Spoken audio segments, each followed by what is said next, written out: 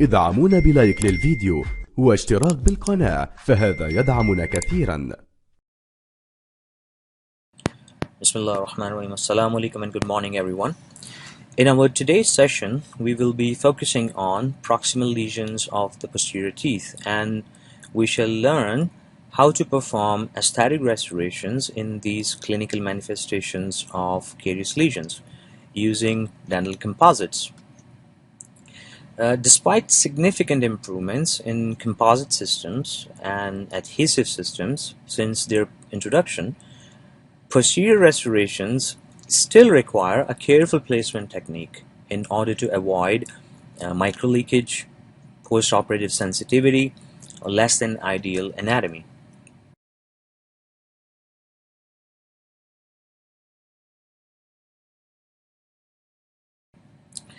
Marginal adaptation and microleakage prevention is most critical at the gingival margin, which is determined by the extent of lesion itself. The formation of an adequate contact during the insertion of class 2 resin composite can be particularly challenging as the lesion extends more gingivally. In more superficial lesions such as this one, it's comparatively easier to manage because of its relationship with the interdental tissues. Size of the lesion is directly related to the prognosis, as matrix adaptation is easier, which can securely engage and provide optimum seal at the gingival floor. As the lesion size increased and as it extends more gingivally, the more challenging the situation is. As the preparation is enlarged, resistance form as well as bonding variables must be kept in mind during preparation, metrizing, and restoration. Because whenever there is some kind of root involvement, there will be some bonding issues because of less mineral content. Maybe we are trying to bond on a cementum, and the root dentine already has very less mineral content and higher collagen content, so that's why there will be some bonding issues. Next, there will be some isolation problems, because whenever there is a class 2 lesion, depending on the size, there are some inflamed papilla interdentally, and these inflamed papilla produce exudate, the inflammatory exudate, which can interfere with the etched or newly prepared surface. Another variable is the depth of light penetration in these regions. If the depth is greater, there will be lesser chances of proper light penetration, and hence there will be less degree of conversion.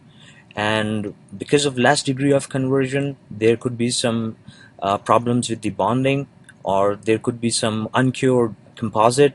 There are chances of secondary lesion as well as post-treatment hygiene maintenance problems, because there are chances of overhanging in this region as well. To build up the proximal wall and the insertion of class 2 composite restoration requires proper metrizing for a good contact formation.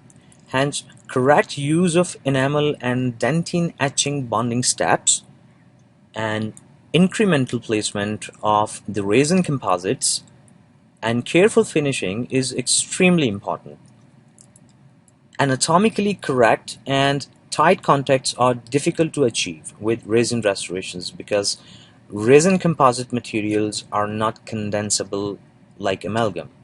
The use of amalgam matrix bands like flat matrices for composite restorations generally leads to straight point contact that are located in the occlusal third of the tooth, which leads to under contouring of the situation. As you can see in this illustration, if I'm using a flat matrix, it is not going to create a contoured proximal contact. So hence we are getting a flat contact, which is not ideal. Remaining under contoured restoration will lead to overstimulation of the tissues. The matrix systems for composite materials are designed to create curved proximal surfaces and tight contact areas These are generally comprised of thin contoured matrix bands and a tooth separator. You can see that it is creating optimum contours in the proximal contact area. So after restoration, it is producing an anatomical contact, which is an ideal contact. Talking about the indications, these are almost the same indications whenever doing a composite restoration in the posterior region. Again, small and moderate restorations, preferably within enamel margin, is advised. Most premolars and molar restorations, particularly when the aesthetics is in high demand. A restoration that does not provide all the occlusal contacts is generally weaker. And a restoration that does not have higher occlusal contacts, or the patient is not suffering from any parafunctional habits. A restoration that can appropriately isolate during the procedure. If you cannot perform adequate isolation, there is a very bad prognosis of these kind of restorations. Some restorations that may serve as foundations for crowns, and some very large restorations that are used to strengthen the remaining or weakened tooth structure.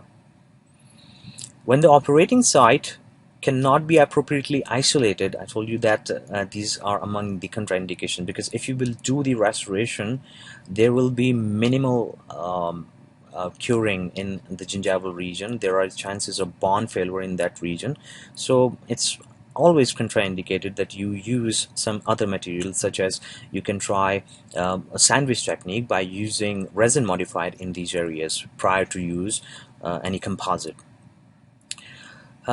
Whenever there are some high occlusal forces because of parafunctional habits, this is among the contraindications. Patients who are having high caries susceptibility, and the patients who are with poor oral hygiene, the composites are contraindicated in these situations. So again, whenever we are talking about the advantages, aesthetics is the number one advantage, followed by we are not removing a lot of tooth structure as we are trying to do in amalgam, which requires a strict geometry in order to get ideal retention and resistance form. And with composites, it is easier and less complex tooth preparation. And since we are using bonding system, it is providing insulation, and the composite itself is an insulating material. There is a decreased chance of microleakage because of use of bonding adhesive system, and we are also reinforcing remaining tooth structure by using composite and adhesive dentistry. Among the disadvantages, if not used carefully, there will be some polymerization shrinkage effects, some post-op sensitivity or debonding if you have not followed all the recommendations during the preparation and etching and bonding process. With some materials, there is a low fracture toughness, and it is quite technique sensitive and time consuming as compared to amalgam, and it is also expensive than amalgam, so these are among the disadvantages. So the problems with composites for use in class 2 restoration is, number one, it's not impossible, but it is difficult to achieve moisture control. But if you are using rubber dam, you don't have to worry about that. And in deep subgingival extension areas, adaptation of the matrix band and deep margin elevation, and these are all difficult procedures to attempt for.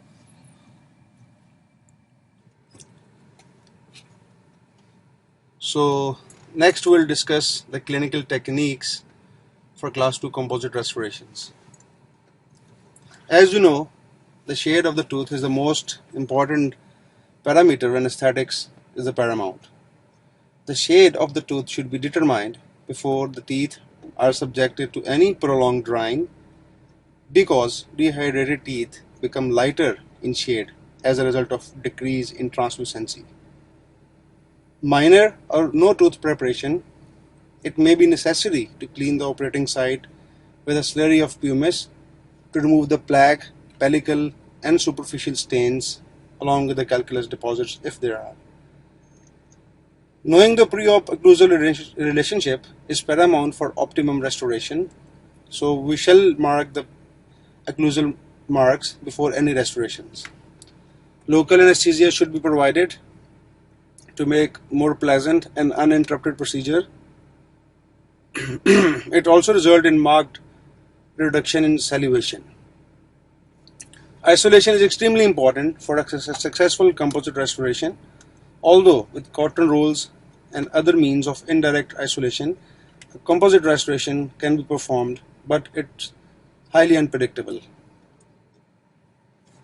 In this pictorial, you guys can see there's wedge application in the teeth. Each matrix band should be secured with a wedge. A wedge is needed to maintain adaptation of the matrix to the tooth and the gingival margin to avoid the overhangs and prevent adjacent tooth from getting nicked with high-speed handpiece. Excessive wedging forces are unnecessary when an additional tooth separator such as rings will be used. So insert wedge where the embrasure is wide, from buccal to lingual or from lingual to buccal. Coming towards the benefits of the wedging, the pre-wedging will cause slight separation interdentally. It depresses the interdental papillae. It controls hemorrhage, prevent oozing of clavicular fluid. It seals the matrix gingivally, and it also ensures the tight contacts. Think before drill. So we're coming towards the tooth preparation. Wedging of the proximal contacts to prevent the adjacent tooth and to prevent the overhangs and the restorations. Creating access to the faulty structure with your high-speed handpiece. Removal of the faulty structure. Convenience form for the restoration.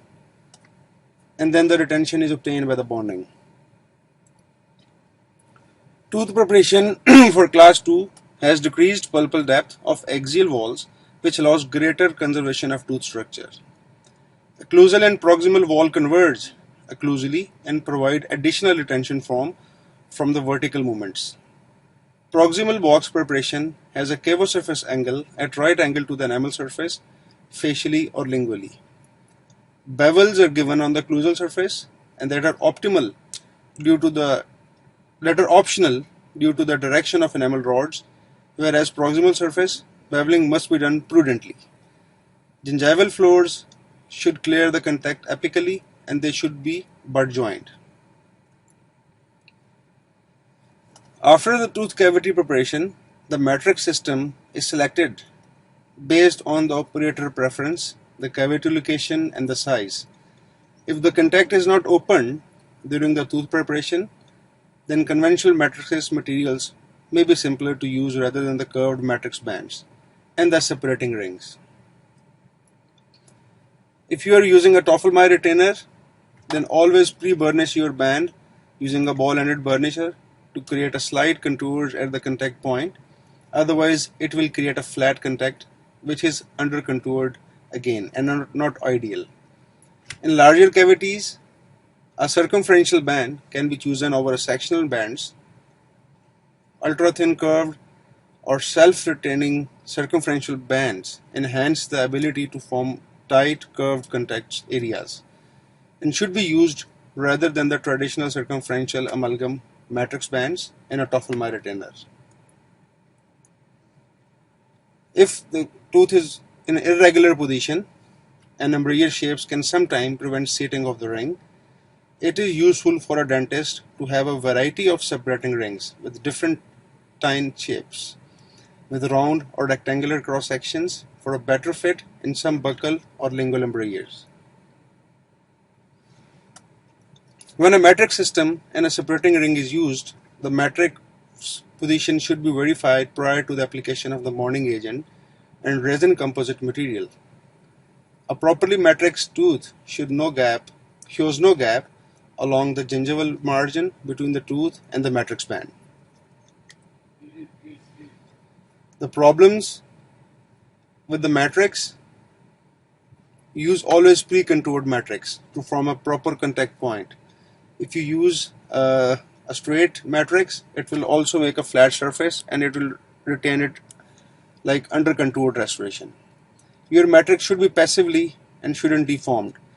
If the matrix is deformed, again the restoration will be deformed because you're going to pack in the restoration when it's been metrized. Always remember your matrix retainer tines should be inserted below matrix and the wedge to hold the tooth from the transitional line angles or the spots.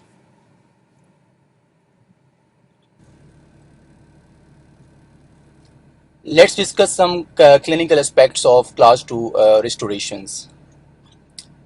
Class 2 is a challenge. Why it is a challenge? The reason being is what I feel in my whole clinical practice, that to find an actual tooth is a problem.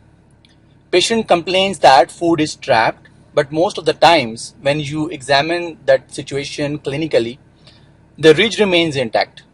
So to find a real culprit is a problem for the dentist. For that, you have to evaluate class 2 cavity in 5 different aspects. But before examination, you have to ask the patients to have some scaling and the polishing. As you know that poor oral hygiene is a leading cause of the class 2 cavity. So with lot of calculus and the plaque, you cannot examine. You can miss some details during examination. So after scaling and the polishing, what 5 factors you have to evaluate? See any redness and inflammation around that area. That indicates there is some food trap areas there, so it leads to inflammation of the gums. See any roughness of the tooth surface. That is only possible if you dry the tooth and the surrounding tissues. Do floss to evaluate the contact points. Then the next thing is evaluate if there is any discolorations. Like in that picture, there is a visible discolorations on the mesial aspect of the molar, but the ridge is perfectly fine. So you have to evaluate all these things. And the final, you have to go with the bite wing radiograph. That is the recommended radiograph for the class 2 inspection. So as I told you that in previous slide, there is a black discoloration on the occlusal aspect. So when you open the cavity, there is a visible carious lesions. So you need magnifications and you need proper evaluations with drying of the soft tissues and the dental hard structures.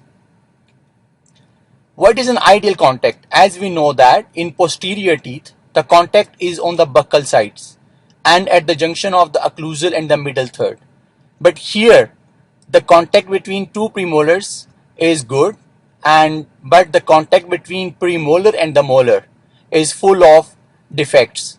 The ridge is intact, but there is a lingual carious lesions. For that, because that area was just filled with some plaque. So when you ask the patients go for scaling and the polishing, then that area visible to you.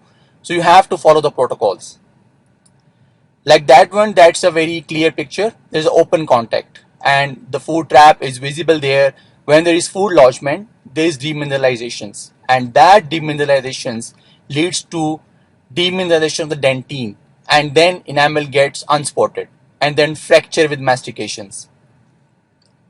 Which is recommended burr for class 2 cavity preparations? That's a round burr, round diamond and round carbide. But remember that when you prepare the occlusal surface, always use a small round burr with a high speed handpiece. But when you go deep, close to the pulp, when there is a chance of pulp exposure, always use a small round but in slow speed handpiece with air water spray. And if you feel that the tails are compromised, you cannot evaluate a deep part of the cavity, stop the water coolant, use only air coolant, so that the main purpose is just to cool the dentine and avoid overheating of the dentine. What is the best way to isolate in a class 2 cavity? The picture that's visible here, it's endodontic cavity, that's occlusal cavity. For that you can isolate a single tooth, but for the class 2 you have to isolate multiple teeth so that you can work freely, because if you isolate a single tooth, you cannot make a cavity in proximal sides and you can adapt the matrix. So best way is to have multiple teeth isolations, and the clamp that is good for the restorative dentistry is wingless clamp.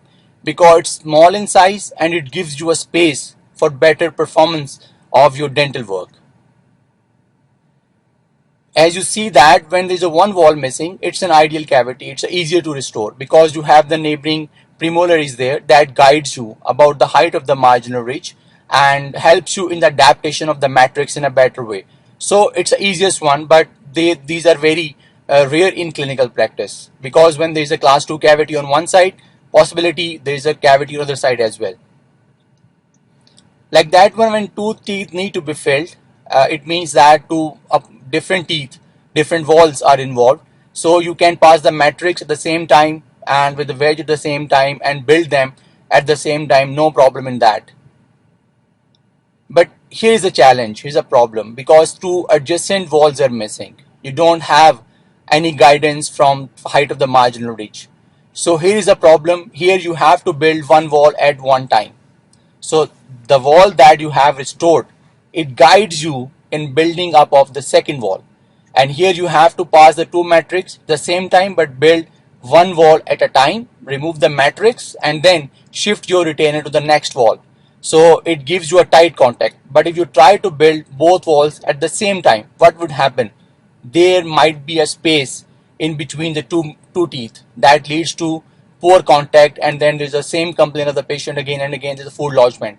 So try to understand, you have to build one wall at a time when you have a cavity in the adjacent teeth.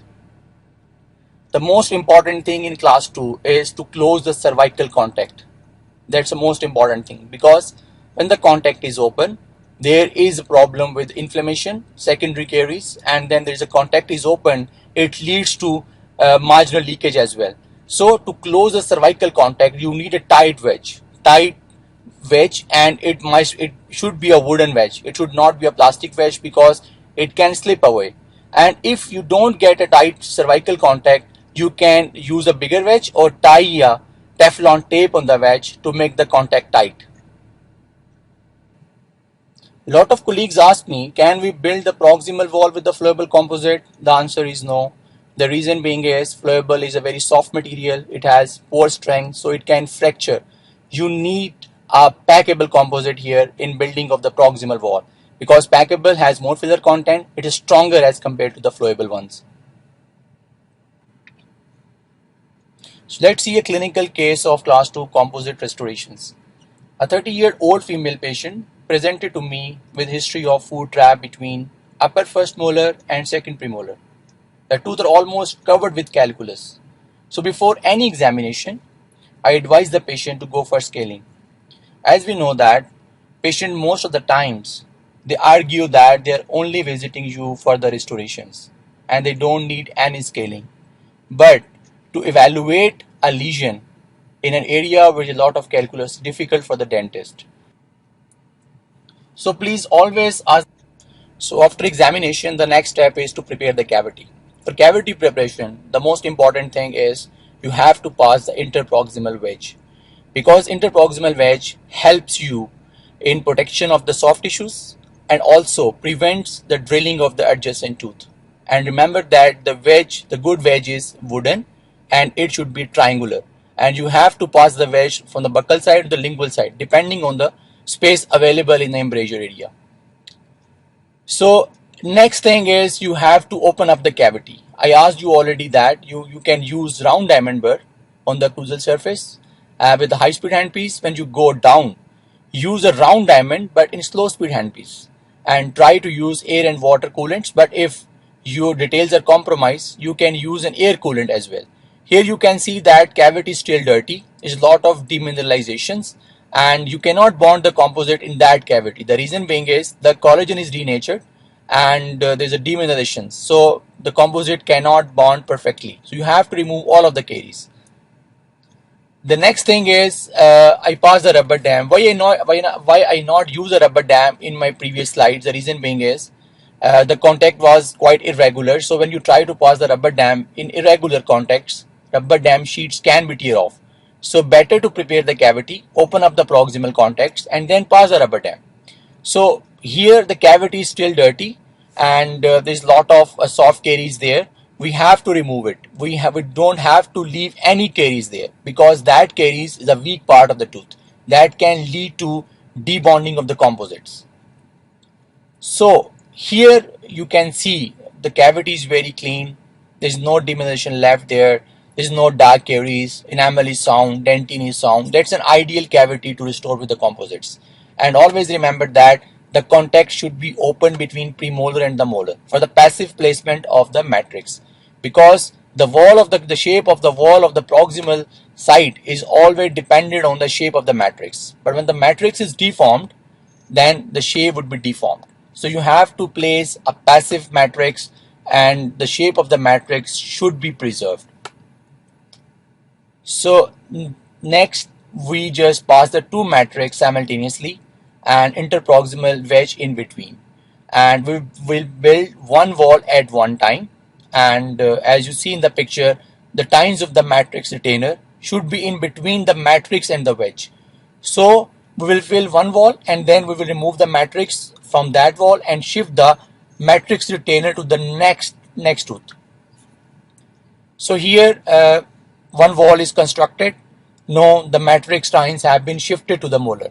And always remember that you cannot build the two walls simultaneously. The reason being is, I told you already that the thickness of the matrix can lead to the gap in between the two molars. So one wall at one time, and remove the matrix and shift the tines to the next one.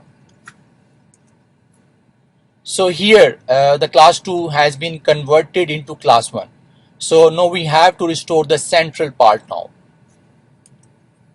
So the base of the cavity should be filled with the flowable around about 1 mm increments, and then remaining part of the box should be filled with 2 mm increments of the packable composites. And we just did the occlusal part cusp by cusp. So the occlusion of the patient is a priority for a dentist. It should be preserved. Occlusal part should not end into a flat restorations that can create a problem in mastication. So here is a post-op situation. The very well adapted composites, the contacts are the tight, and there is no carious lesions visible. So that's an ideal contact that helps the patient in the mastications, and then there would be no food trap in between the molars. So after doing clinical work, the next thing is to evaluate your work with some radiograph. That radiograph helps you to evaluate your proximal contacts and cervical part of the restoration. That remains open in most of clinical situations when you don't adapt the matrix well. So that radiograph helps you to evaluate the performance of your restorations. So guys, at the end of the lecture, I want to recommend you few things. And bite wing is a recommended radiograph for class 2. You cannot take a periapical radiograph to evaluate the carious lesions, as we know that periapical is only good for periapical area. It don't tell you details about the carious lesions and the extent of the restorations. So bite wing is a recommended one. And the second thing is, use a round diamond and round carbide for the cavity preparations. I told you already that when you try to open the occlusal cavity in the occlusal surface, you use a round diamond in a high speed handpiece. But when you go near to the pulp, always work in a very precise way. Need a round diamond but in slow speed handpiece, and always drill the cavity in a brushing actions. Don't drill, okay? And then important thing is that you always prepare a cavity with air and water spray. But if you cannot visualize the details, so you can just close the water coolants and just work with the air coolant. So next thing is, don't prepare cavity without a wedge. That's very important thing, because interproximal wedge not only protects your soft tissues but also protects the neighboring tooth during cavity preparations. Because most of time what happens, when you don't use a wedge, you can drill the adjacent well adapted tooth. That once there is a drilling, so there is a process of demineralization starts. So you have to avoid this thing. And the wedge should be wooden, it should be triangular, it should be tight enough. But if the wedge is not tight, you can wrap up the wedge with some Teflon tape. Then the most important thing is, always use a pre-contoured matrix for class 2 restorations. because shape of the matrix resembles the shape of the proximal wall. Don't use a Toffelmeyer because always ends in a flat restorations. And finally, guys, nothing is a challenge until you work, and you have to work for the rest of your life. Thank you, guys. Let's start off some discussions regarding class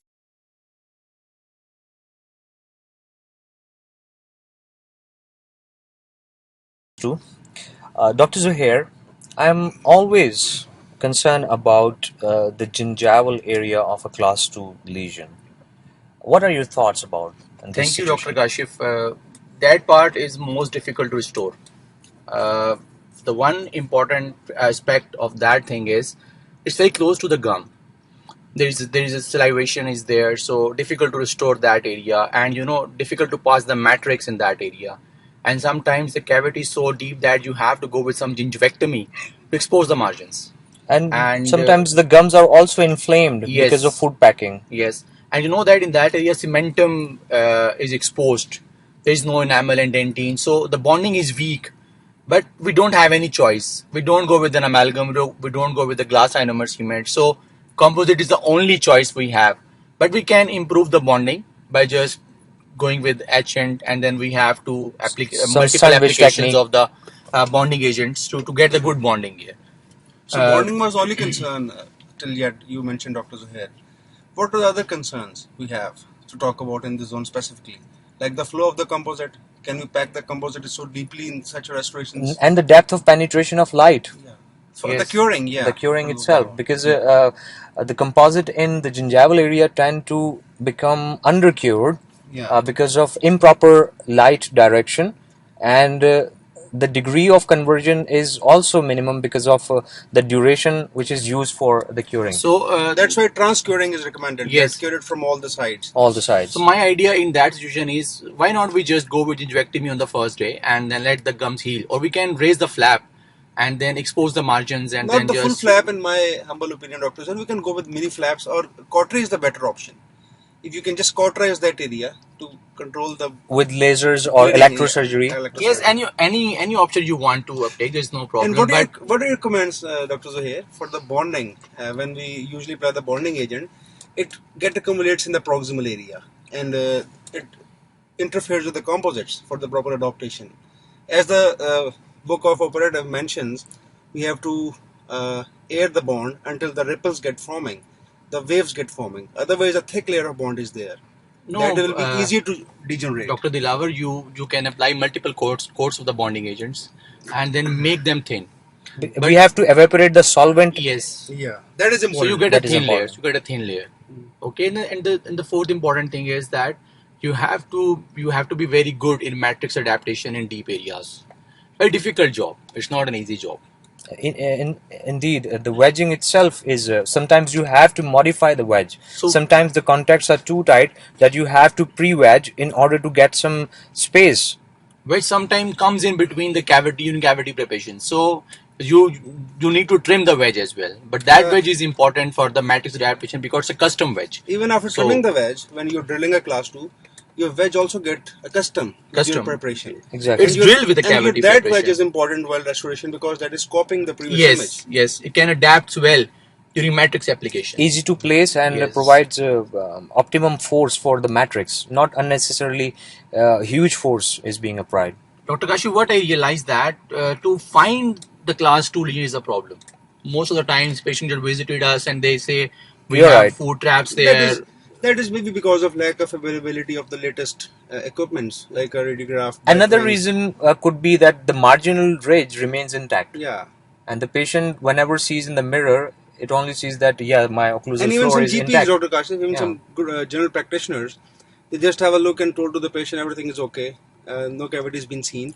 So the proper clinical examination is mandatory. The culture of dentistry in Pakistan is that we just do the fillings, what patient complain. But if there's a lot of calculus deposits there, we don't ask the patient go for scaling. We just do the filling. So you cannot fill the dirty environment with the composite restorations. Just ask the patients go for a prophylaxis first.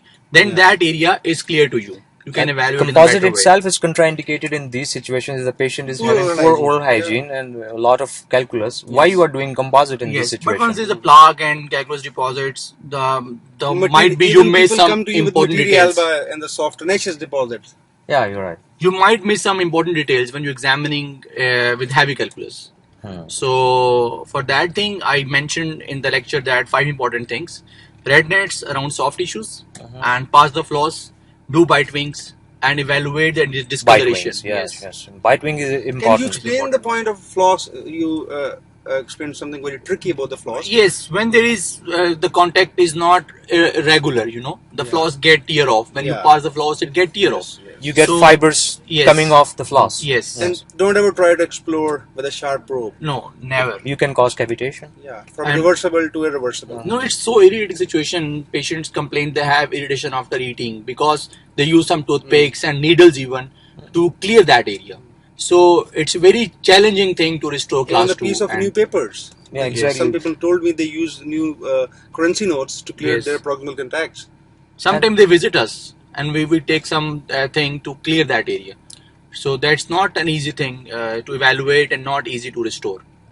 There is one more thing that about the unpredictability of class 2 is about the way we are doing indirect means of isolation, not using rubber dam at all in the gingival area. Yes. So can you predict the prognosis of such restorations, Dr. Dilawar? That is basically unpredictable, and we cannot make things predictable, which are absolutely unpredictable. Thank you guys for your valuable time. And I hope you should have listened the whole discussion in the lecture. I hope so. Thank you.